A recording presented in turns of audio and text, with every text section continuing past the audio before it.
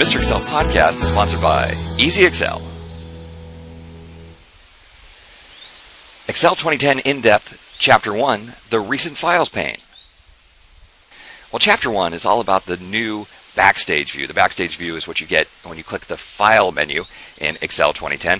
Very nice. It takes up the whole screen with a left navigation and then two large columns on the right that allow a lot of information to appear. And one of the great improvements in the Backstage View is with the Recent Files pane.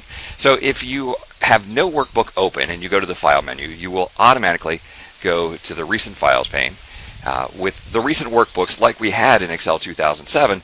But then the great addition over here, Recent Places. These are all the folders that you recently opened up. And if you think about it, if you're working on next year's budget, you may be in the budget folder, but not opening up the same file you just opened up because you have to open up the next department. So being able to get to the same folder that you just opened is a very nice improvement. Okay, now if you are a keyboard person, a tip for you.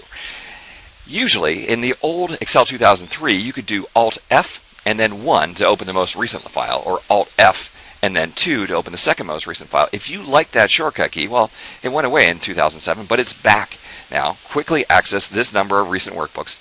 Check that. And then, this is pretty cool, when we go to the File menu with Alt F, you'll see that 1, 2, 3, and 4 here open the last 4 files. So if you like that shortcut key, a great way to go. Now, you'll notice the thumbtack over here. That is a file that I've pinned to the list, basically making it a favorite, saying, hey, I always want this to be in the list, even if it's not one of the last 25 or 50 that I opened. To pin an item to the list, just hover over the gray thumbtack, click it, and it moves to the top now as a pinned item. All right, so let me go ahead and open that file, and we'll talk about one of the downsides of recently used files and a possible workaround for that.